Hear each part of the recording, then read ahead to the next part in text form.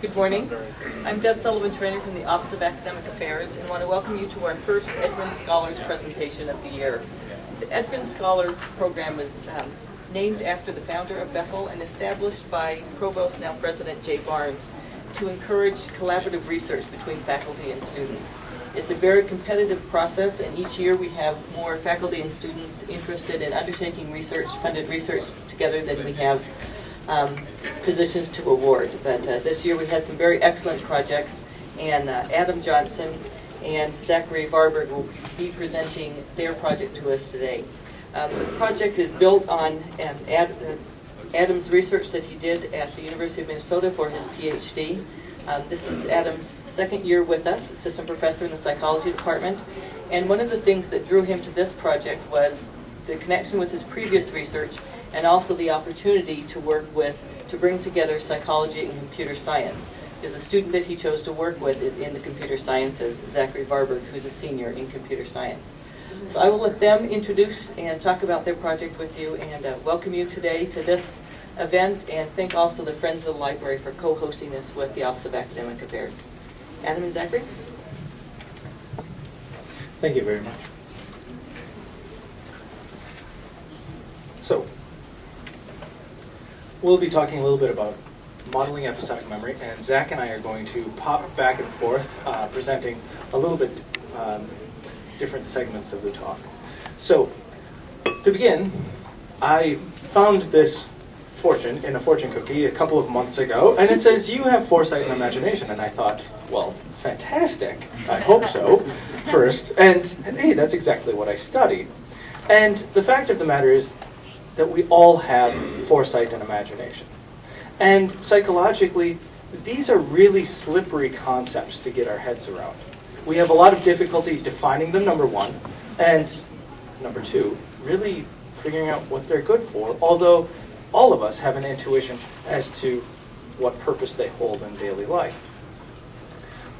From a psychological perspective, foresight and imagination wind up being part of what is called episodic memory. And so a brief history of episodic memory looks a little bit like this. Episodic memory is a memory for episodes, so if you think about an episode that you've experienced in your life, whether it's a birthday party or something that happened last week, you can go back to it. You can remember what it happened, you can remember where you were, you can remember when it happened. Say, what time of day was it when this event occurred? Now, this definition, originally proposed by Endel Tulving, has been revised over the years, and we've come up with something that we call mental time travel. If you think about these memories, you can almost walk back into them. Very strong memories, we can re-experience. We can smell the smells that were there. We can even feel how warm or cold it was. And so this begins to tell us something. It's much different than just having a memory for facts. I may know that the capital of France is Paris, but for those of us who've been there or not been there, we have very, very different memories about what that is. So, we'd like to be able to get into some of those questions. Now, there are a couple of really interesting psychological results. When we think of memory, we often think of it in the computer science form, that I'm going to lay something down onto a disk drive or a piece of paper, and it's going to stay there exactly as it was when I put it down. This isn't the case. More recent research really suggests that we construct these memories from what makes sense. And while we have a lot of data, so we can construct something that looks a lot like what actually happened, we fill in the gaps in our memory. And we don't notice that, and even more so, we're very confident in things that didn't happen. So, we can ask a question. What good would a memory system that is so fallible be to us? And if we think about just going backward in time, it really, it can provide some help, but it also has some problems. But if we think about, well, the future hasn't happened yet, of course we've got to make up what could potentially happen in the future. Now we begin to see some functionality. And so we've begun to think of episodic memory as not just going backward in time, but we could go forward in time. Imagine what could be, and then make our choices according to what possibilities might exist. And so this is the way that episodic memory has begun to change in the last 5 years. So another aspect of episodic memory is that it's dependent on a couple of different brain areas. Primarily, it's dependent on this brain area inside the temporal lobe called the hippocampus. And if we look at hippocampal memory, we see that animals who have damage to the hippocampus have horrible problems with spatial memory. They can't do maps. It's really hard to ask animals to provide us episodic memories because, well, they don't talk, right? So we have a question of whether or not episodic memory exists in animals. We can see some hints of it, but we can't quite get at it. We'll talk about those a little bit more later. Damage to the hippocampus in humans results in failed episodic memory. You don't have those rich experiences. For those of you who have interacted with someone who has Alzheimer's disease, you know that they lose the vividness of their experiences, and this is a huge part of our person.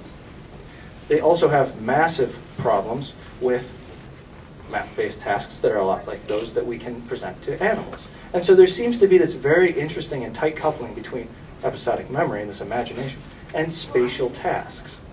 So, a couple of other data points that really began to motivate our project. If we,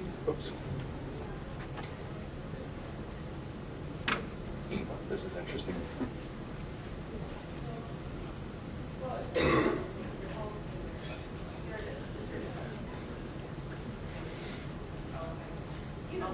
Okay, so one of the ways that we can begin to look at episodic memory and imagination actually can stem from our experience spatially. When we come to a choice point, what do we often do? A fork in the road, we look down. There are poems written about this, right? Robert Frost, two roads diverged in yellow wood. So we look as far down as we can, and we imagine what we would encounter. And so we've got this looking back and forth, which, as humans, we can say, well, that's involved in thinking ahead. Animals show the same behavior. And so I'm going to show you a video where you see there's a track, there's a T, and a rat is going to run up, and what the rat has previously experienced is that if it goes this way, it will get reward. If it goes this way, it won't get any reward. However, we've switched this up. The rat doesn't know, so the rat's going to run up and, of course, go to the side that it's been rewarded on. And we'll watch as its behavior develops across the session. Something for you to know about, this rat has been implanted with electrodes so that we can listen to brain activity, and we'll talk about that in a moment. So,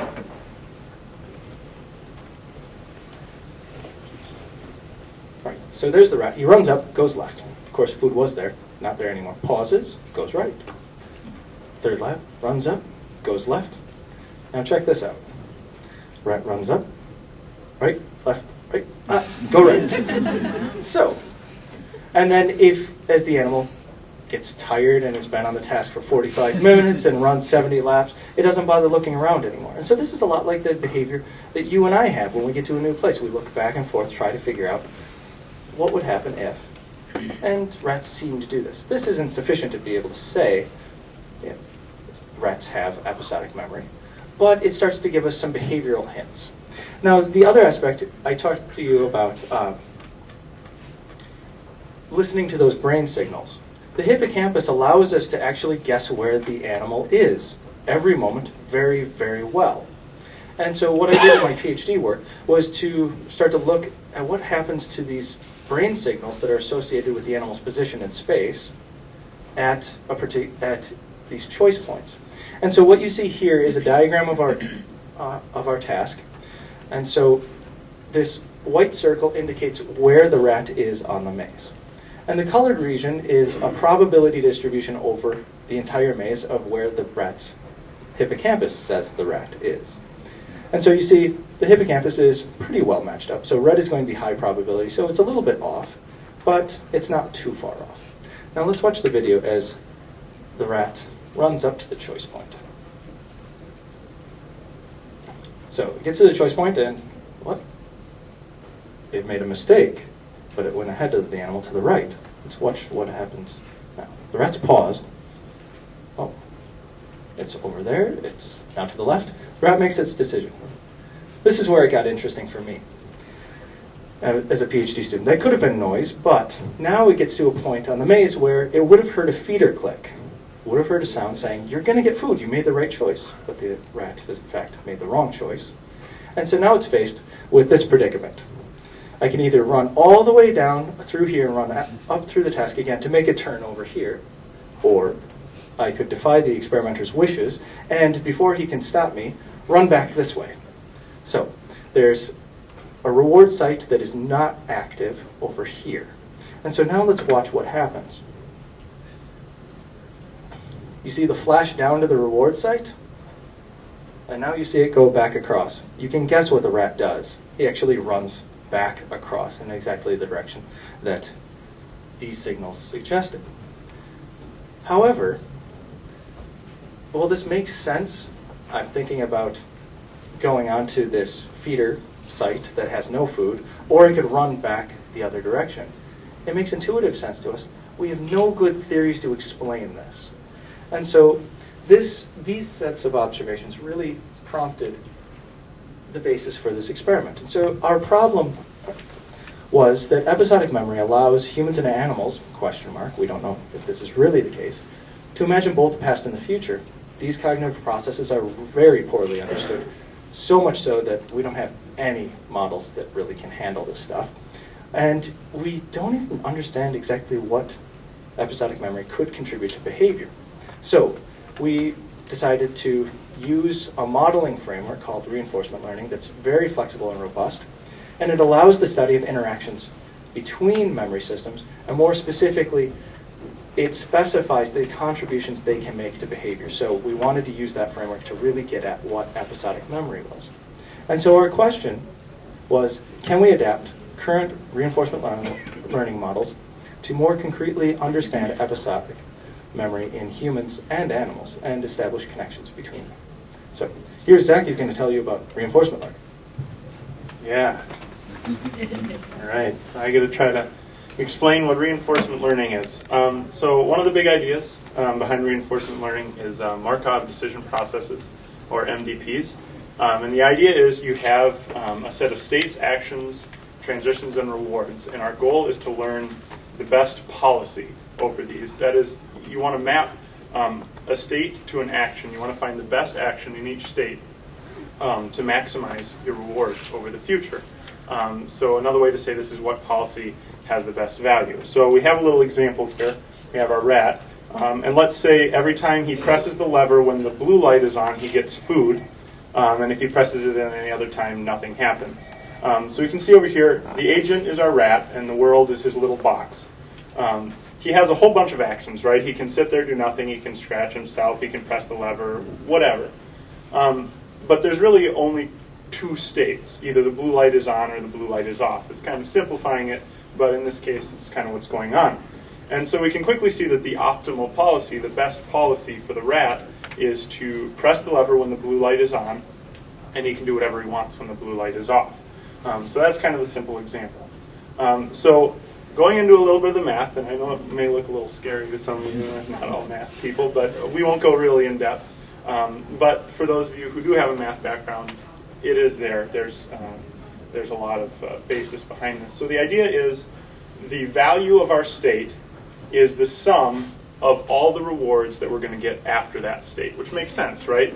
How good I am now is how much stuff I'm going to get in the future. I don't know if that's true for us, but for rats. Thinking about it this way, we can actually get a pretty useful recursive definition. That is, the value of our current state is the value of the reward we get here plus the value of the next state, which is just going to be the reward there plus the value of the next state. And essentially, it's exactly the same thing as we set up here, which, if we know the probabilities of going from one state to the next, we can quickly get perfect values for all of our states. But, as you might imagine, we don't always know the probabilities of transitioning from one state to the next because we don't know everything about the world. So we move on to what's called model-free reinforcement learning. And it's a similar idea. Again, we're saying the value of our state is the sum of all the future rewards we're going to get. But in this case, we can't just use probabilities to figure out exactly what those rewards are going to be. Instead, we say the value of our current state is the reward we get plus some percentage of the value of the next state.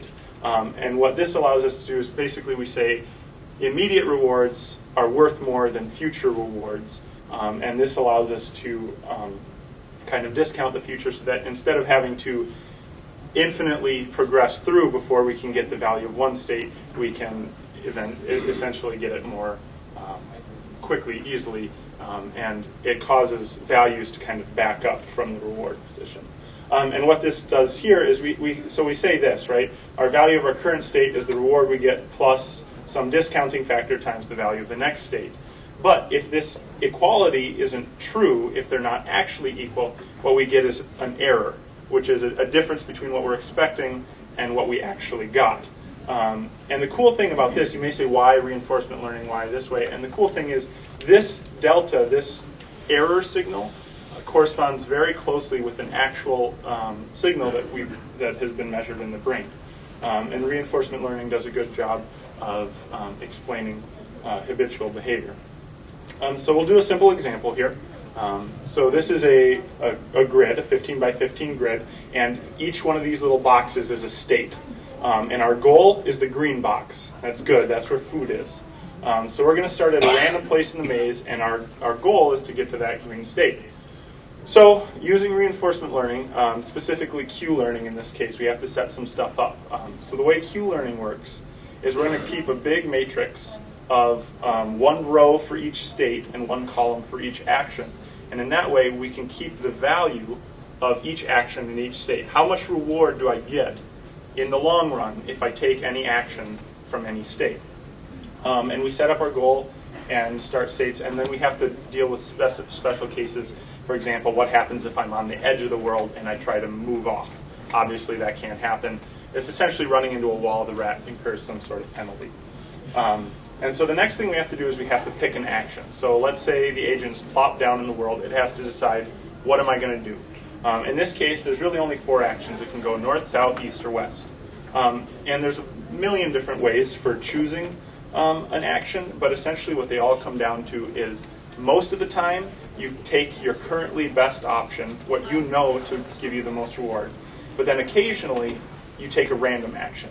And what this allows is instead of getting stuck on a less than optimal solution, one that you've just seen before, you will still explore, and then in the long term you'll find, hopefully, the best way to go about it.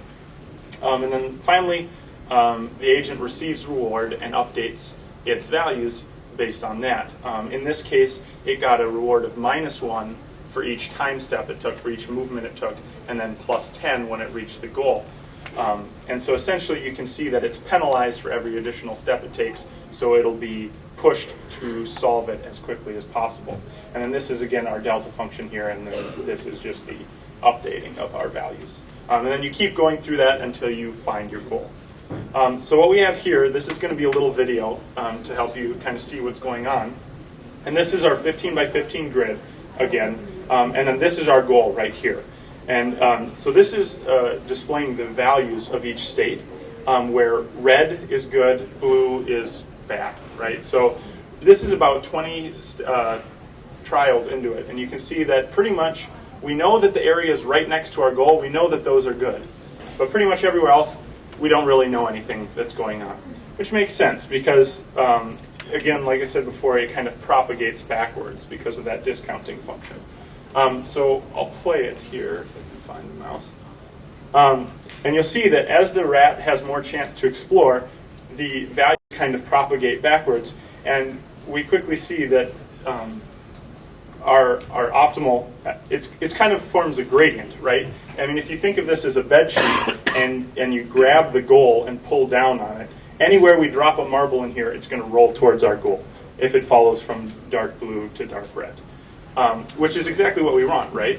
We want the rat to just kind of slowly, or agent, whatever it happens to be, to slowly move towards our goal. And we can see that it can do this. However, you can kind of see that way back here, there still isn't really a clear gradient. I mean, there's a little bit there, but it's not exactly obvious, which kind of makes sense because we're far away. So this video, what this is kind of, it's just showing the optimal, not the optimal, but the current best action that the agent is aware of in any state. And this is, again, about 20 trials in. You can see that it really doesn't have any idea what it's doing. I mean, all these arrows are kind of every which way. It just kind of wanders around. But around our goal, again, you can see that it's starting to figure out, okay, maybe I want to head towards that point. So if we play it, we can see that as time goes on, it pretty quickly starts to figure out, yeah, there's a right way to go and a wrong way to go. And it figures out which way is the right way. But you can see that this is after several hundred trials, you can see that even though, for the most part, everything up here, it's equally beneficial to go right or down, because it's going to take the same number of steps to get here. But you can see that some, like this one right here or this one right here, those aren't the best way to go, right? If it's here, it doesn't want to go left. It wants to go straight down. But because it's not being run in an infinite number of times, it's not going to come up with the optimal solution. But really, what it comes up with is good enough, and that's what we're looking for. So some more things here. We have over here steps per trial, and you can see that really quickly it goes from something like 300 steps to find the solution down to less than 50, and our reward goes from negative a lot to a positive value eventually. And over here, the red is a path taken by our agent about the 10th trial. And you can see that it really has no idea what it's doing. It's just wandering around aimlessly. And eventually it stumbles into some food and says, hey, this is probably a good thing. But the blue, this is about 2,500 trials into it. And you can see that it pretty quickly says, I want to go over and I want to go down and I get to my goal. You can see that it does do a little wandering up here, but that's kind of related to that gradient that I showed before, where it wasn't really that well defined up there. So even though left and down may be the better actions, it's not overwhelmingly better. So what I did during the summer is I took a number of different reinforcement learning models that people had put together to try to explain memory, and I built them. I redid them. And they worked good on the simple problems that they used them on. However, when I tried to take these simple models and apply them to some of the behavioral tasks that we saw in literature, it quickly became impossible to deal with. They did their memory by using state augmentation. Essentially, they added extra information, they added extra places, parts onto their state to determine different memory states. And quickly we ended up with millions of states. And that's way too many. Even for computers, millions of states is too much to deal with. And it took way too long to get any sort of information. And so what happens is that these models, like model-free reinforcement learning, it completely fails to address memory, right? It has nothing to, in the simplest case, it has nothing to do unless you do some sort of state augmentation like this. And POMDPs, another method that we tried, completely oversimplifies the whole process of constructing memories, which is an important part of episodic memory that we're trying to get at. And get back to that. So one of the things that I'd like to point out, without tripping Zach, is that we're breezing over a huge amount of work that Zach did. These different algorithms, so supplemented Markov decision processes, hierarchical Markov decision processes, partially observable Markov decision processes, are all state-of-the-art, developed in the last 5 years. And Zach went through and reproduced them. And just a quick anecdote to tell you how much work this is. I was at a conference, mentioned to a couple of these people who do this stuff. So I worked with a summer student, and he implemented a bunch of your work. And this person looked back at me and said, "You're an undergraduate institution, right?" Wow. And it was just this very stunning. But basically, we went through all of these and came out with the conclusion that we're not really satisfied with the way that these algorithms would treat something like episodic memory. They weren't developed specifically for episodic memory, but they don't provide any easy translation point. And so we came up with a set of criteria that we thought would serve as an adequate model for episodic memory. And so episodic memory systems must learn quickly.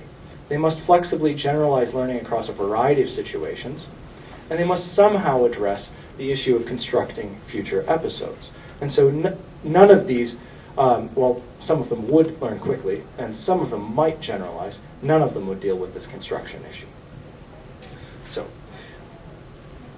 we decided to go back to the literature, back to the animal behavior literature, and look at a task that has been considered one of the big possibilities for seeing episodic memory in animals. And so this is called a radial arm maze task. And so you have, this is top-down view of it. You have a center platform, and you have arms radiating from it. And there's different food available at different arms.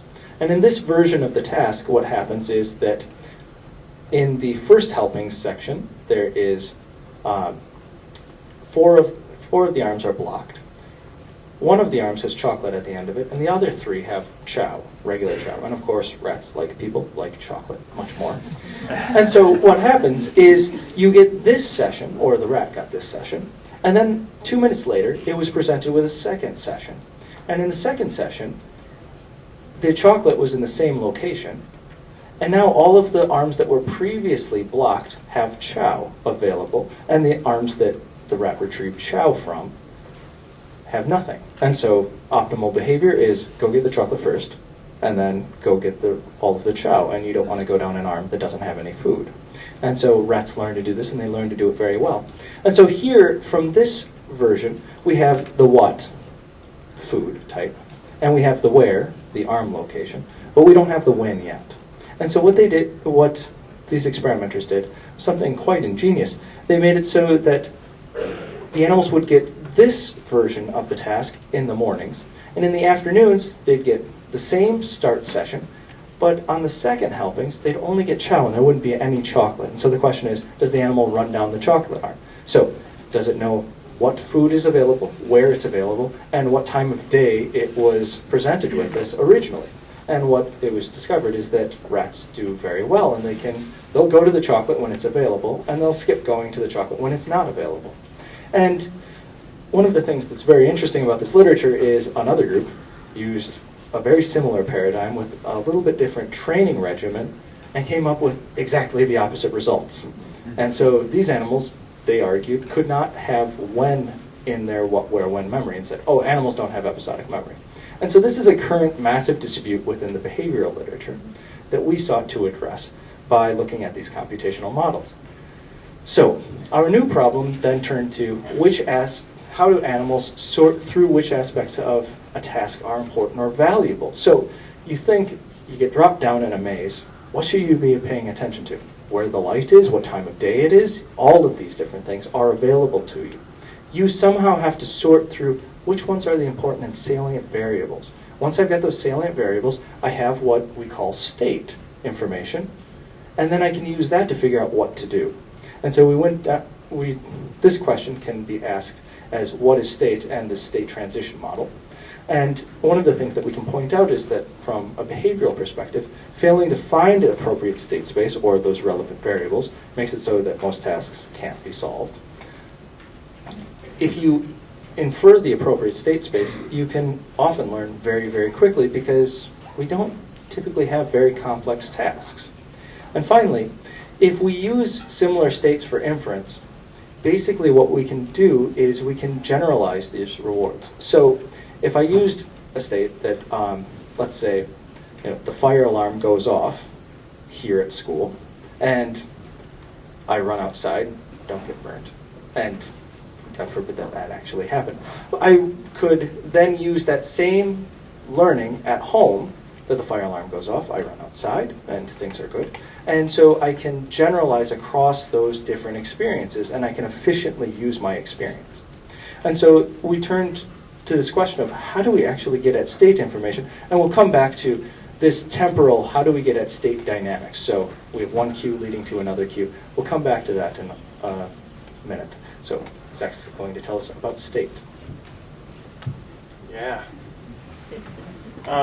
So what we did is we took that Zoom crystal, that radial arm task, and we set up a model that essentially just churned out all sorts of data. We let the agent wander around, and as it went around, we just collected all sorts of information at any given time. Anything that we thought the rat may have available to it, circadian time of day, or time since it last received a reward, what type of reward it was, all this stuff, and we ended up, with 25 dimensions or something like this, all this data. And so what we wanted to do, or what we want to see if rats can do, is if they can take all of this information available to them, simplify it down to what's important. And once they simplify it down to what's important, it's much easier to pull out the pattern of how do I maximize my reward? How do I get what I need? And so we looked to dimensionality reduction. So we're trying to find some way to take this huge set of information, 25 dimensions, and simplify it down to what's really important. So the example kind of comes down here with our this is a Swiss roll data set. So we can see that even though this is presented in 3 dimensions, and we have this kind of loop, you and I can look at that and see that there's kind of an underlying structure there. It's really more of a 2-dimensional, it's a sheet, right? So another way to think of this is if you took a bed sheet and crumpled it all up into a ball, really, I mean, there's a lot of, it's kind of in a 3-dimensional shape there, it's all kind of crumpled together, different points are touching. But if you stretch it out, that's really the better description of what's going on there. It's a sheet, it's a bed sheet. And we can figure that out, so can rats figure that out? So what we have here is we can see that the red points are really closer to the yellow points than they are to the blue points. And on the far right, we see that's our reduced dimensionality. Instead of being in 3 dimensions, it's now in 2. But what it does is it maintains neighborhoods. Essentially, any points that I'm close to in the original set within a certain area, I'm close to in our final set. And actually spent quite a bit of time trying to get different MATLAB packages to work and to actually get some reduction to go on that would be useful. And eventually, we came up with this. And this is really exciting. It may not look like a whole lot to you guys. But essentially what we did is we took all this information and we said, okay, so Zoo and Crystal, they're saying that the rats can use circadian time of day based on their training method to figure out when they can get chocolate. And another guy, Roberts, I think it was, right? Yeah.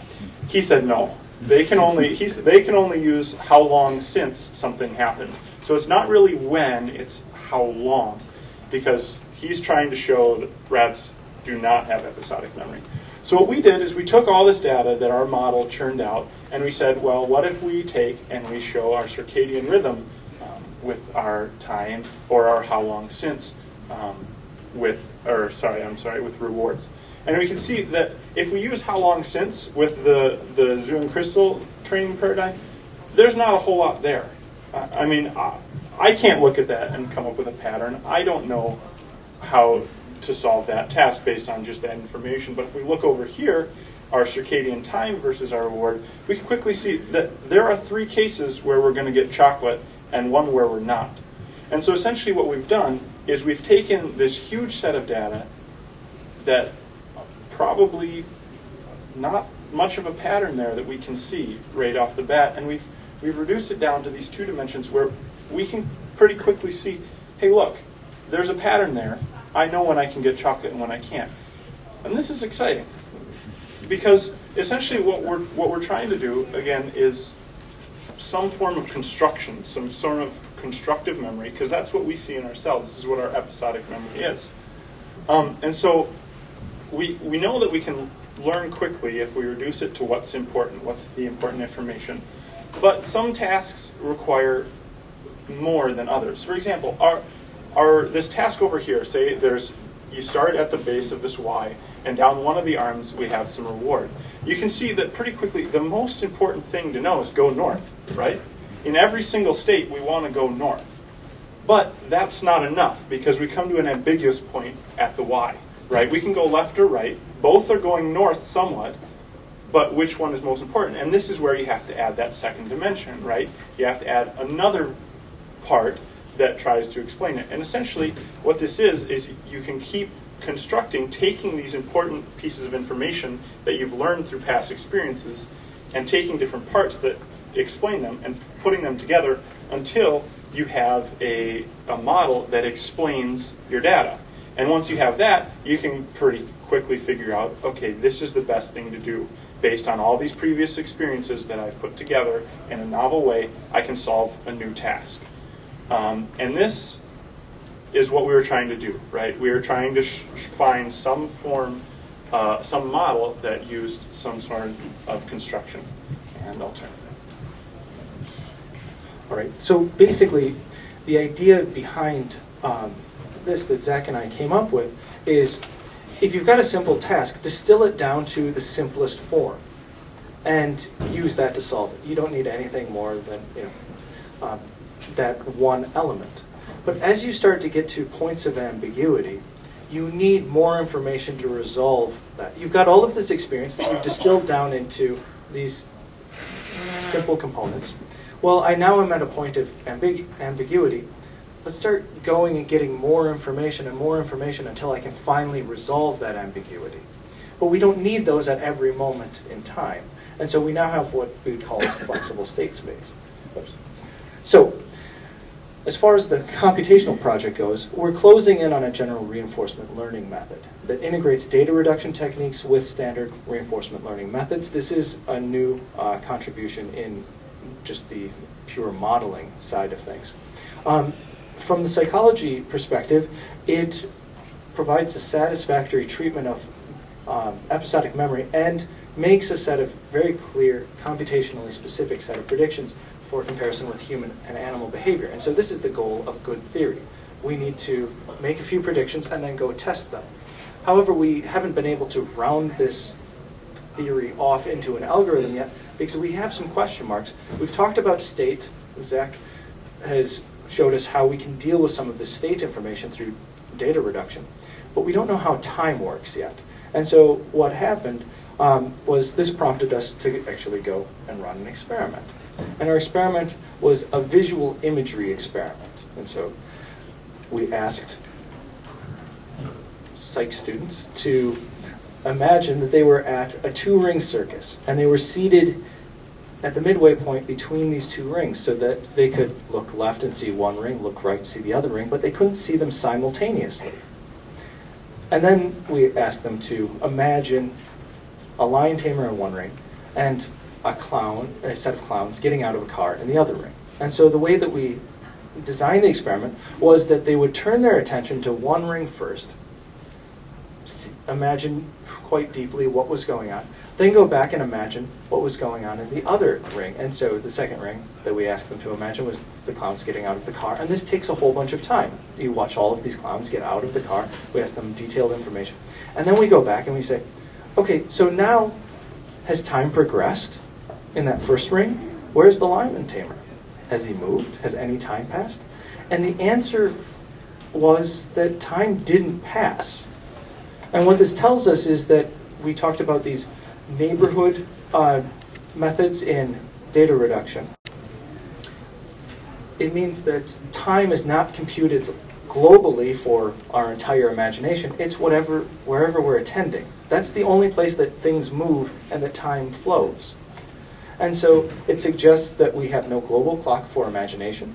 Time flows only for information or scenes that receive our attention. And that our data reduction approach, because it's focused on local or neighborhood calculations rather than these global clock calculations that all of the other reinforcement learning methods use, is actually closer to what's happening in our human mind than what those methods do. So, with that, I'd love to acknowledge the Edgren Scholars Program, who supported us doing the summer work, and then obviously all the participants who allowed us to use their imaginations. And one thing to point out is that this project was a collaborative project, particularly with Paul Schrader, who is a professor of psychology and computer science down at the University of Minnesota. So we got to spend several wonderful meetings discussing imagination and talking about pink elephants. It was quite fun. And then David Reddish, who is my postdoc, or my PhD advisor, and Matt Vandermeer, who is in that lab, also we had some good interactions with them. So I'll open it up for questions. Thanks. Yes. This first kind of iterative converging thing that Zach described seemed very, very linear, is there any reason this process should involve such linearities? So the initial solutions came out of linear systems analysis, and essentially what all of these more advanced methods that Zach discussed were nonlinear, how to add nonlinear methods and speed up that process. And so it's looking at convergence at different polynomial times. So. Not exponential. No. Well, some of them blow up. So the question is, there's not a general algorithm that we can use on a full set of problems. They all run into certain issues, and so there's certain hacks that need to be made. And so the question for us was, can we come up with a much more general algorithm? And that's why we're going to the data reduction, trying to capture the good parts of the linear systems method and avoid some of the problems that are also part and parcel with a simple linear systems approach.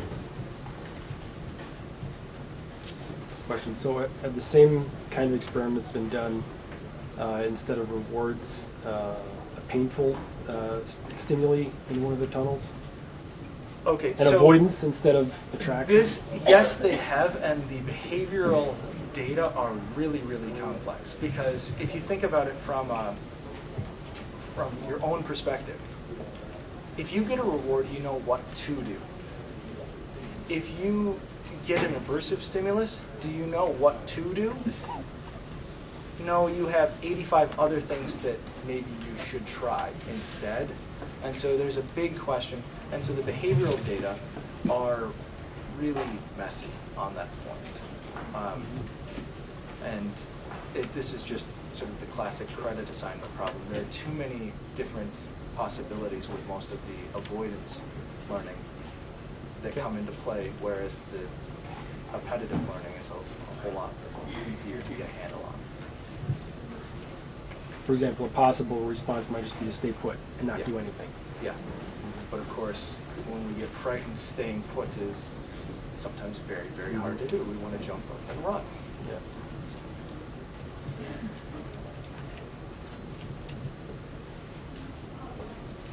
There's no other questions, let's thank Anna.